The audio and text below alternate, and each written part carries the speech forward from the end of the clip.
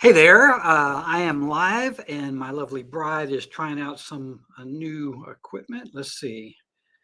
To- Give us 1 second while we check out the technical difficulties. We're trying something special. And let me see. Bear with us.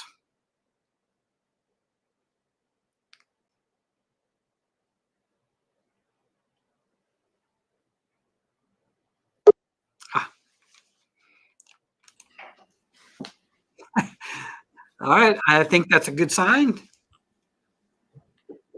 I don't see you, but It's the camera, Mike. I just don't know what's working with it. Sorry. Go to settings. Can you go to the settings?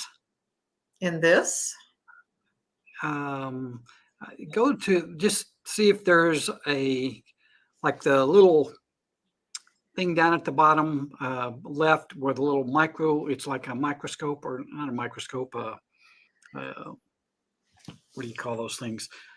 Where you enlarge things on the left corner of your thing, there should be something that's like a look for tool, search tool. That's what it is. And when you do that, hit settings. Excuse me. And the settings should take you to the video camera, and you're going to choose the Brio.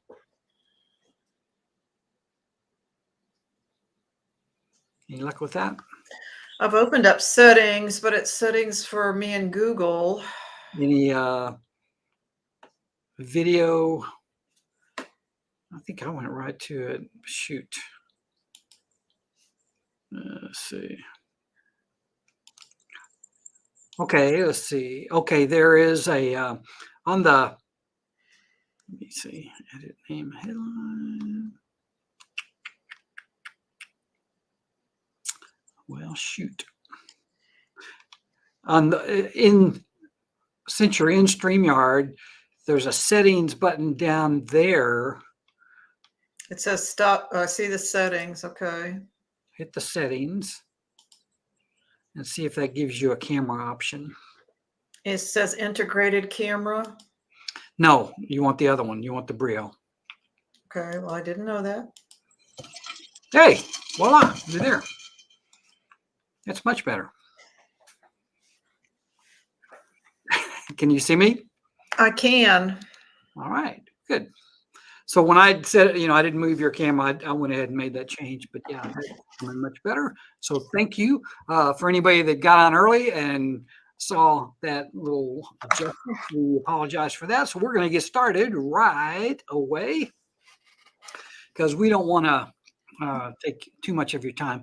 So this week we're talking about getting out of debt, and we're going to go over a few of the slides quickly, and hopefully you'll be able to notice this. But I'm here with my lovely wife, Sandi Durr of Jane Bird Properties International, and I'm so fortunate that she was able to figure out my curveball that I threw her right there at the end of, or before she got home. You see our phone numbers on there, and of course, the best way to see our phone numbers, if you wanted to call us, are down at the bottom with the scrolling bar. All right, and so without introducing ourselves any further, I've got a lot of stuff on here that we're going to go through pretty quick. So here's what we're going to cover, and this allows you to figure out if you're in the right place, right? So I wanted to give you kind of a summary of what we're doing.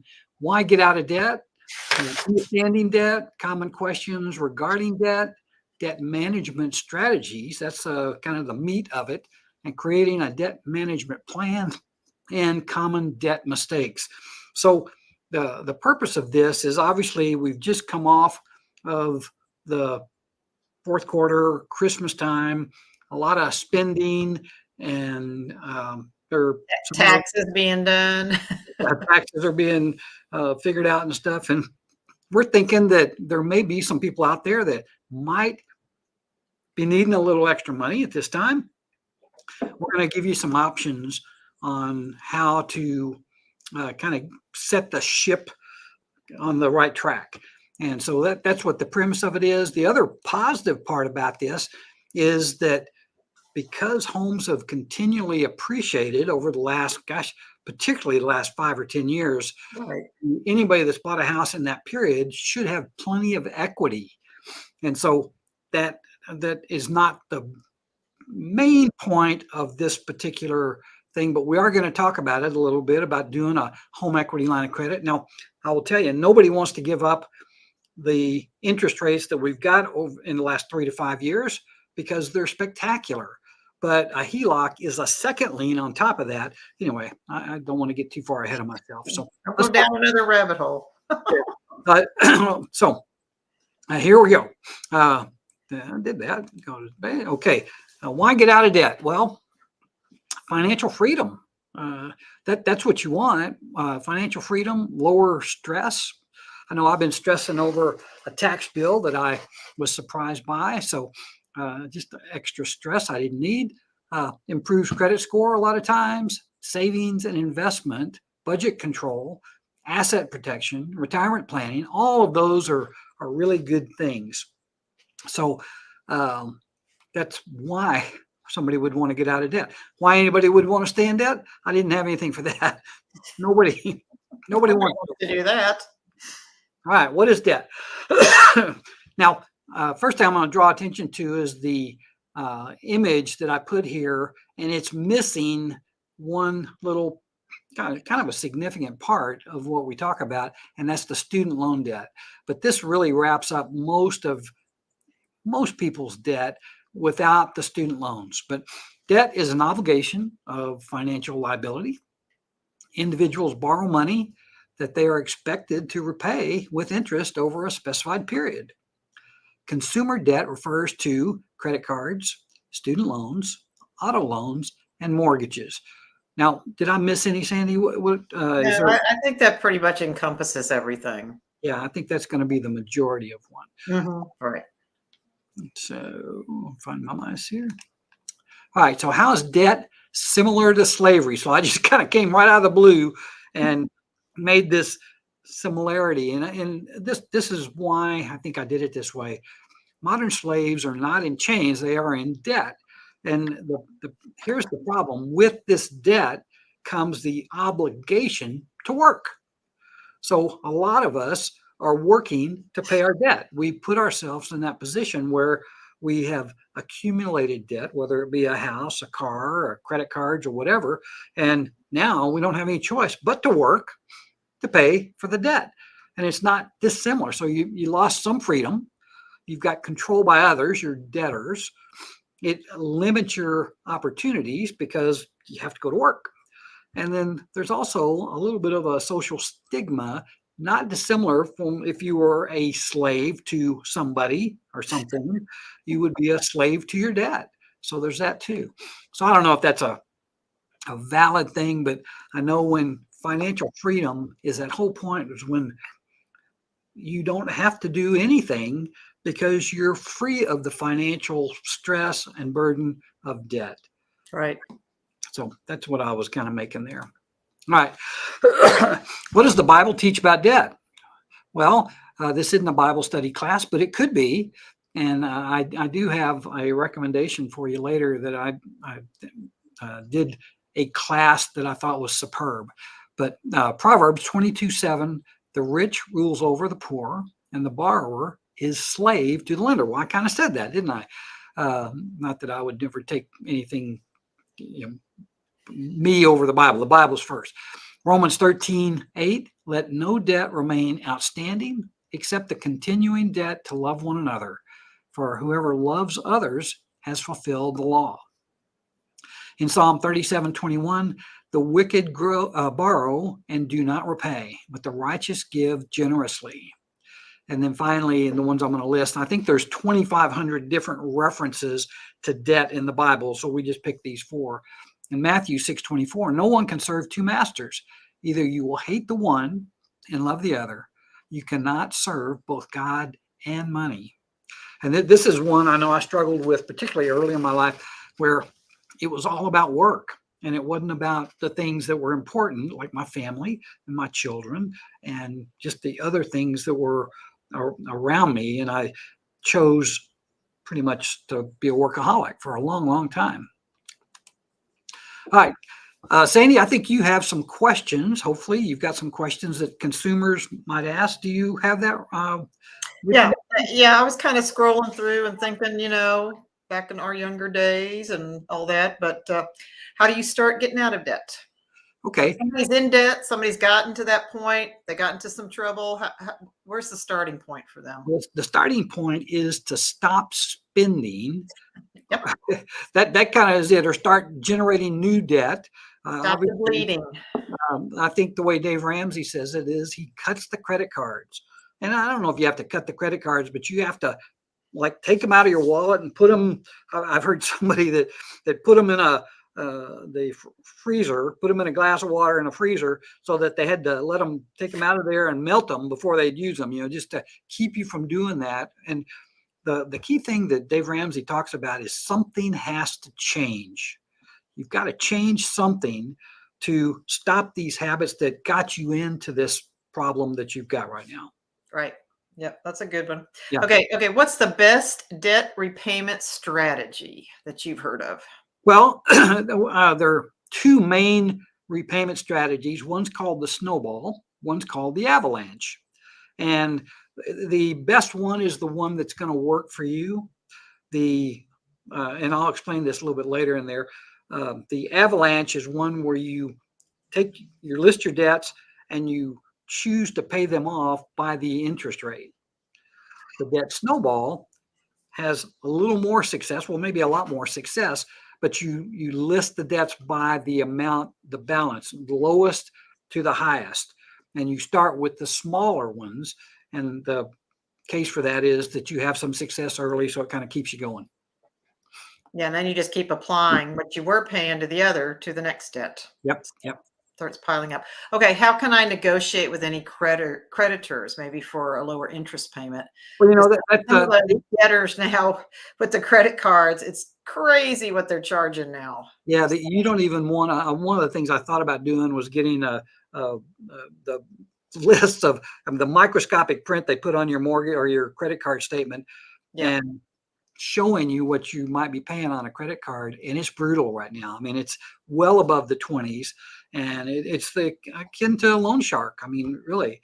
But you can negotiate with these guys probably if you are in a struggle. Excuse me.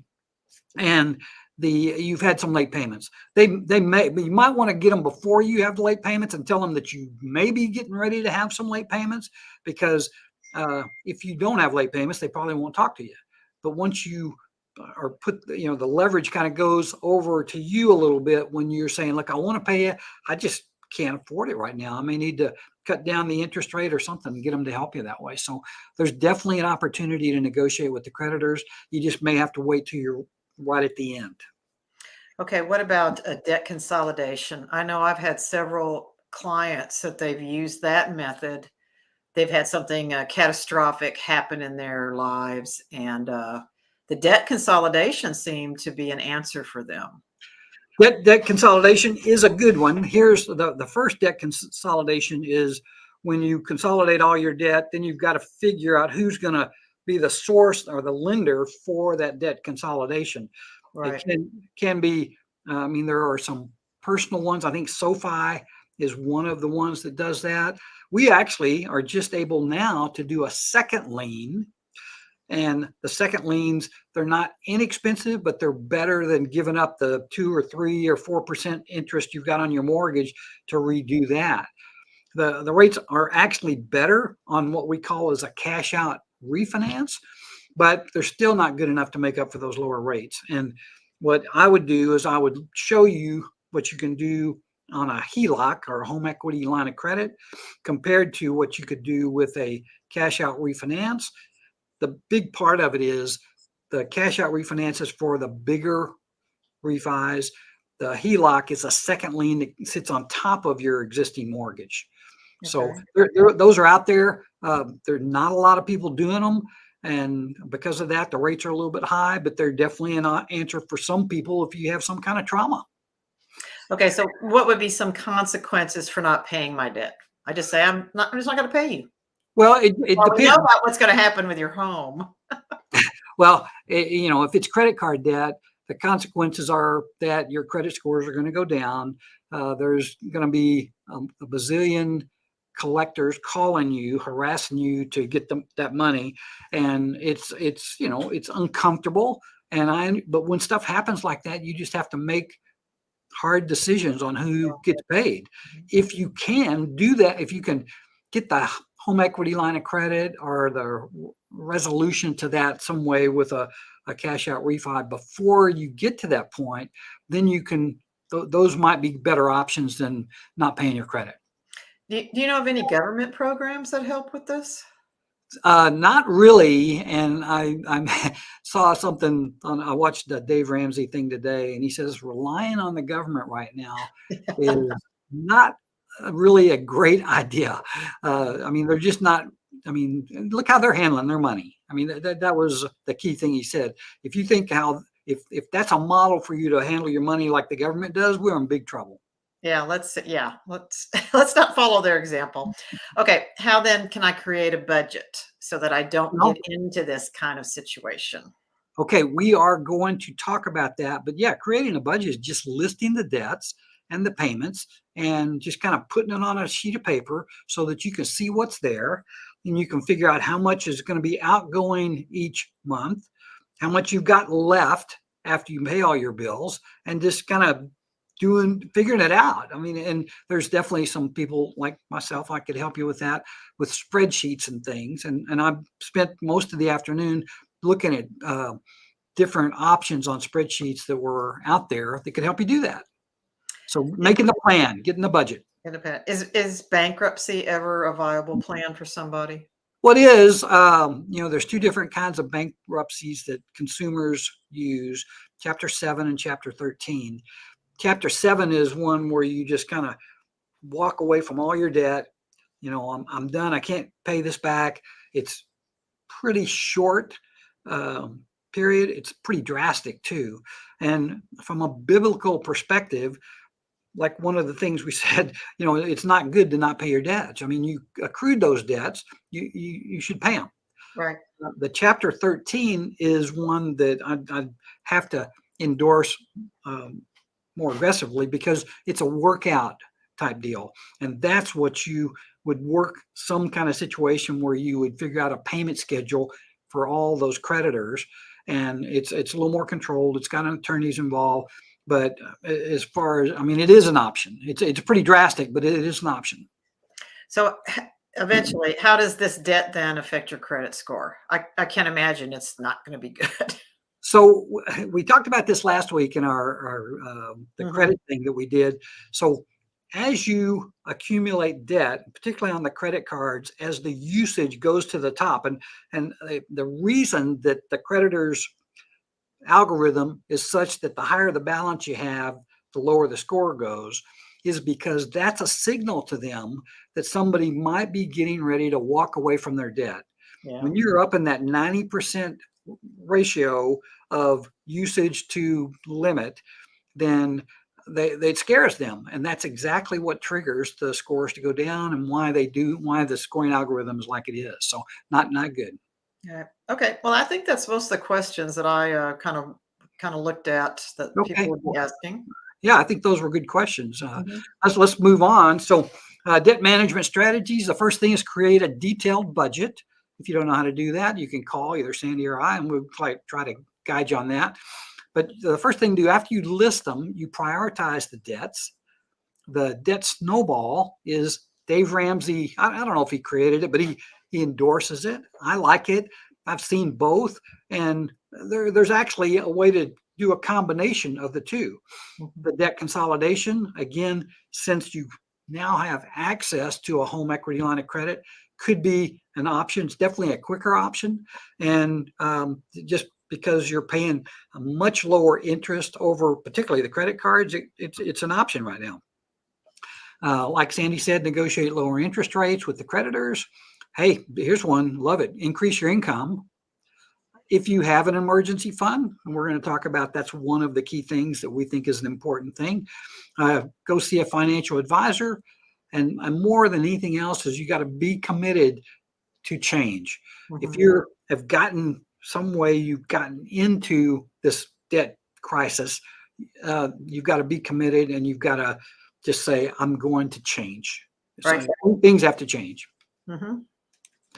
So here's the 7 financial baby steps that are Dave Ramsey's. Baby step number 1, save $1,000 for your emergency fund. So what excuse me.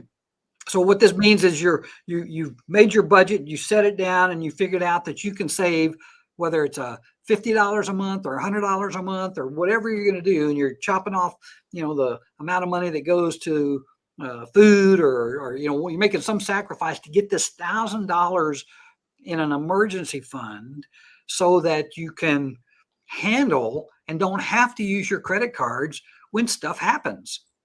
And Can I tell them how we started ages ago with our emergency fund? sure, yeah. We had this big old jug. We put all of our change in it, and when we cashed it in, it was quite a bit of money. That was just the money that we'd come home and I'd empty my pockets and I'd put that change in there, Me and too. Same, I just empty my wallet of the change, and we just didn't even think about it, and it just grew and grew and yeah. grew. Mhm. So there's definitely ways to do that. Uh, and it also, again, starts that discipline about thinking consistently that you've got to limit your spending and you've got to build up this thing. And the best thing is it allows you, if you do it Dave Ramsey way, you've already cut off your credit cards. Right. So you can't use them anymore. So you need to have that emergency fund for when the washing machine breaks, or when the tire goes out, or when, the fan belt, you need some kind of car work or something like that. That's what that's for, so that you're not using credit cards. Right. All right. So baby step number 2, pay off all debt using the debt snowball. And I've got a couple more slides about the debt snowball. Baby step number 3, save 3 to 6 months of expenses in an emergency fund. So the first emergency fund's $1,000. That's the baby step 1. Baby step 3, after you've paid off all the debt, then you build up that fund to a little more substantial money. And what that does, and the worst thing that can happen to many of us, is a job loss or a health. Probably health is worse than that. But for some reason, you're not able to work. And in most cases, 3 to 6 months gives you that cushion that will allow you to get through that without having some kind of financial trauma. Right. So that's the premise of that. Baby step number 4, you invest 15% of your household income for retirement. This helps build up retirement for later days. That's a very positive thing. If you could do more than that, it's even better. Baby step 5, save for children's college fund. Now, if you have children that are going to go to college, then, unless they're amazing athletes or intellects, or, have some kind of special characteristics, you're going to need money for college, and particularly the cost of college these days. My argument would be, I don't think college is what it used to be. And so We're not going down that rabbit hole. you might point them to be plumbers or electricians, or I don't know what, there are a lot of different things out there right now. I'm not sure college is on the top of my list right now, but you still want to have money for those kiddos to do what they want to do, what they're excited about. Baby step number 6. Now, I think it's interesting. And of course, pay off your home mortgage is number 6. So that's well after you've done all this other stuff. And the reason for that is because usually the interest rate is the lowest. Also, the home is one of the things that continues to appreciate. All the other debt that you're paying off is going to be debt on stuff that's depreciating. Right. Home appreciates, and that's why it's put on the back side of it. And it's still a pretty nice thing to have a home that's paid off. Baby step number 7 is you build wealth and you give generously to others that need help, to the church, to the people that can't take care of themselves, to the people that might have mental problems. This is what you do when you're at baby steps number 7. And to be I think the way Dave Ramsey says, a cheerful giver, God loves that.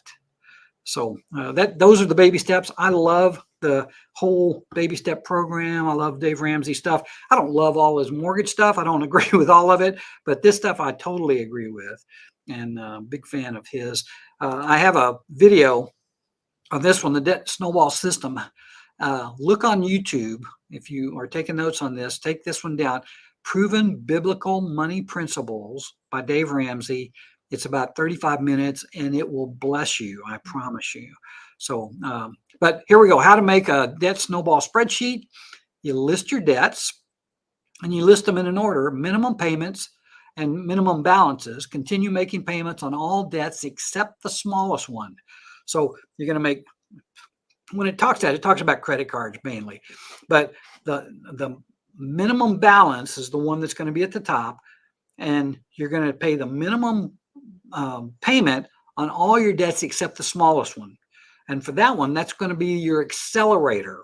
Okay. Mm-hmm. So you're going to aim at paying that one off as fast as you possibly can. And I've got an example of that in just a minute. Focus on paying off the smallest debt first. Celebrate the victory when a debt is paid off. In other words, go out to dinner, spend a little extra money because you were successful in paying off one of these debts. And then the snowball, the next smallest debt, you tackle that one the next month. Take the money that you were paying on the paid off debt and add those funds to the next smallest debt. That's how the snowball works. Okay. Mm-hmm. And the reason this one works better than the avalanche, which I'll explain to you, is because you have success sooner. Right. And when you have success, it's inspiring to get one of them behind you, and you've had that success, and you'll get motivated. Yeah, you're very motivated then. Yep. All right, so here's a debt snowball spreadsheet example, and it's interesting the way these debts were set up. I didn't do this, but these debts are laid out here. Notice that the interest rate seem to be from the highest to the lowest, but it's also the balances are the lowest to the highest. So mm-hmm. this particular one is manipulated to work for both of us. But in this case, the $25 monthly payment is the minimum payment, and the extra payment, or the accelerator, I came up with this just off my top of my head, is $200. So we're going to pay $225 on that $1,000 debt. And again, it assumes we're not getting any more debt. We're not charging to this card anymore, right? It will have interest charges, but that's why I put that after you pay that first one, you're down to $775. That's the $225 from the $1,000. In 5 months, that debt's going to be paid off. Yahoo! We're celebrating. Then you take the $225 that you were paying here. The minimum payment on this one's $75. So now you've got $300 to pay towards debt number 2. And without calculating the interest and stuff like that, $300 into 3,000 is 10 months. So 10 and a half months or 11 months later, that one's paid off. So you've got 2 debts that are paid off. And then you can see how the rest of it works. The $300 that you were paying there, you add that to the $100 you're paying there. And now you've got $400 a month paying $5,000. That's 12 and a half months. And then the same thing here's 6,000, 12 and a half months. So at the end, you spent 4 years, 4.5 years to pay this off. It freed up the $465. All right. Right. So this is not a short-term get it done quickly thing. This is a very disciplined 4 or 5 year thing. But most of these, because of the numbers on this is an average of it. But even if the numbers are a lot more than this, you can still do this in 4, 5, 7 years and be completely out of debt. And well, then you take into account if you got a little second job, Uber driver, something like that, something part-time at home. You can also add that extra income into this. That's right. That's a great example, is that you can accelerate it by maybe a lot more than $200. Mm-hmm. And in this case, this was just an example, but it took 4.5, 6 years. To some that seemed like a lot. Boy, I tell you, it's a blur when you're there. I can tell you. So I put in the snowball, you arrange the list by the lowest, balance first. Reason we like this method is because you'll have success quicker. So I just added that later. This is the debt avalanche spreadsheet. And in this particular case, the debts are the same because the way this thing was constructed, the interest rates are from, you want to pay off the highest interest rates first. In this case, I didn't do the math on this, and this will definitely save you money if you do it this way.